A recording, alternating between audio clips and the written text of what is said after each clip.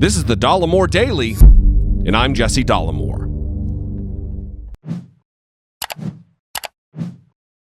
Hey everybody. Well, you may have noticed that I was a no-show last week. Well, my wife and I took what was supposed to be a relaxing weekend trip to the mountains to hang out with friends in a cabin in the snowy woods, and while I still had a good time, I ended up in a Dayquil haze for most of the time.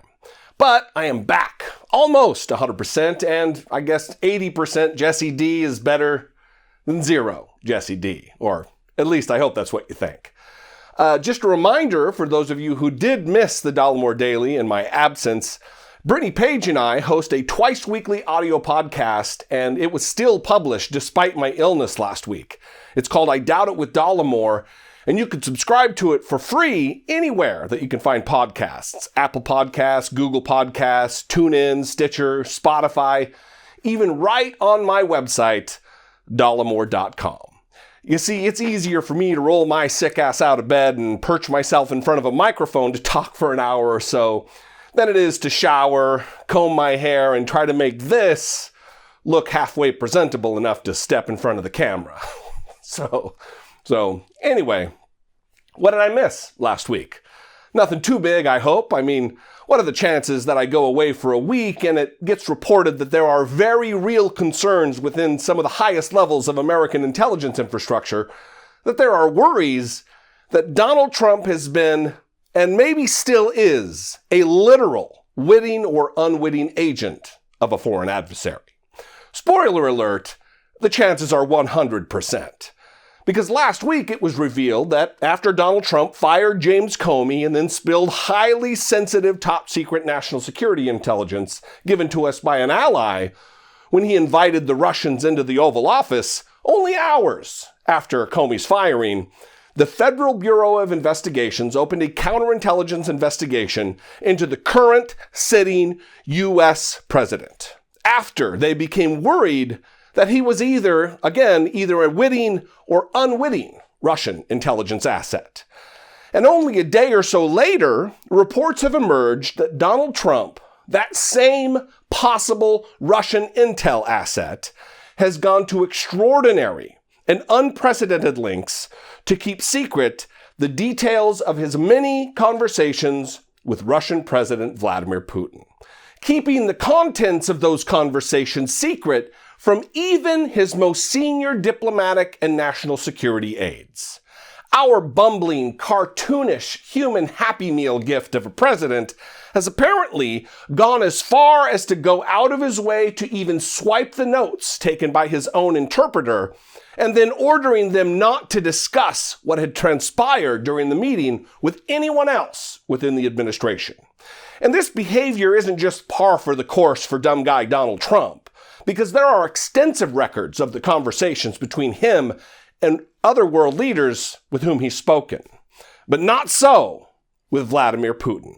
In fact, this treasonous secrecy is so widespread that according to reporting from the Washington Post, quote, U.S. officials said there is no detailed record, even in classified files, of Trump's face-to-face interactions with the Russian leader at 5 locations over the past 2 years. And that such a gap would be unusual in any presidency, let alone one that Russia sought to install through what U.S. intelligence agencies have described as an unprecedented campaign of election interference, unquote.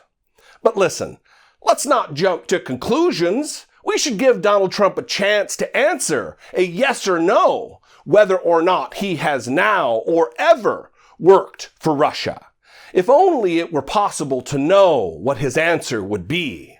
Well, you're in luck, folks. We're all in luck because his pal, human smoker's voice, Jeanine Pirro on Fox News, asked him that very thing. I want to move on to another subject. New York Times reported that the FBI opened a counterintelligence investigation the day after you fired James Comey in May of 17. And the investigation was whether you were actively working for Russia or unwittingly. So I'm going to ask you, are you now or have you ever worked for Russia, Mr. President? I think it's the most insulting thing I've ever been asked. I think it's the most insulting article I've ever had written. And if you read the article, you'd see that they found absolutely nothing.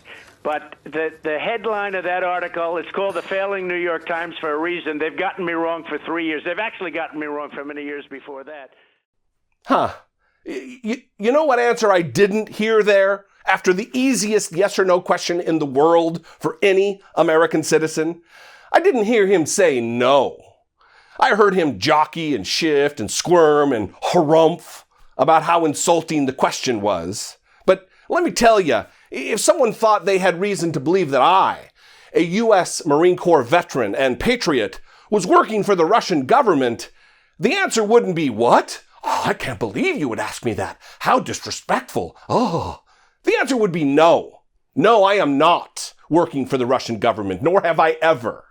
And I'm a nobody. When you're president of the United States and you're asked that, you go out of your way to make certain that the answer is crystal clear. So I'll leave you with this thought for the day, everybody. When asked if he does now or has ever worked for the Russian government, Donald Trump didn't deny it.